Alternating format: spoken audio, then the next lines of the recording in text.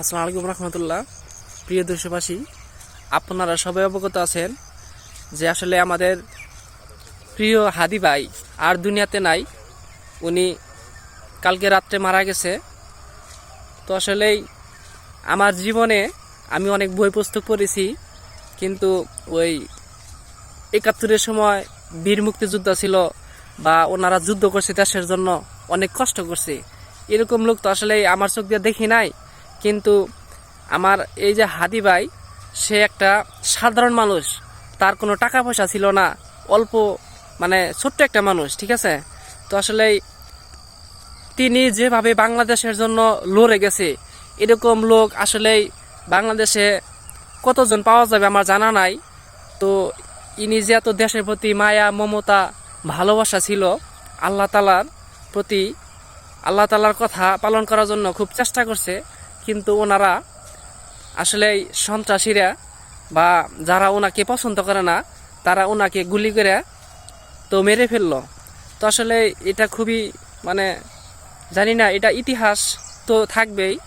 তো ওনার জন্য আমাদের মাননীয় প্রধান উপদেষ্টা ডক্টর ইউনূস স্যার, তো তিনি একটু আগে ঘোষণা দিচ্ছেন যে আজকে শুক্রবার জুমার নামাজের পরে হাদির জন্য বিশেষভাবে দোয়া হবে, ঠিক আছে।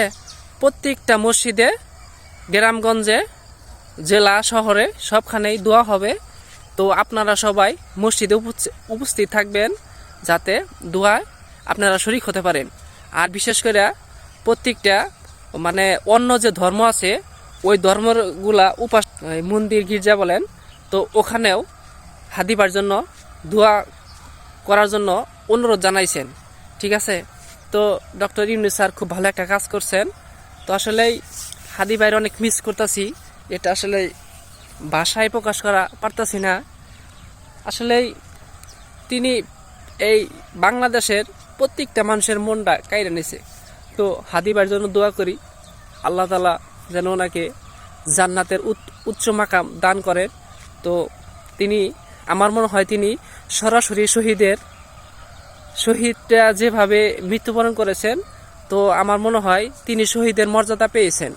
আমার বিশ্বাস আল্লাহ যদি কাল কিয়ামতের ময়দানে আমরা যেন একসাথে হাদি ভাইয়ের সাথে সাথে যেন বেহেশতে যাইতে পারি, আল্লাহ তুমি তৌফিক দান করো, সুম্মা আমিন।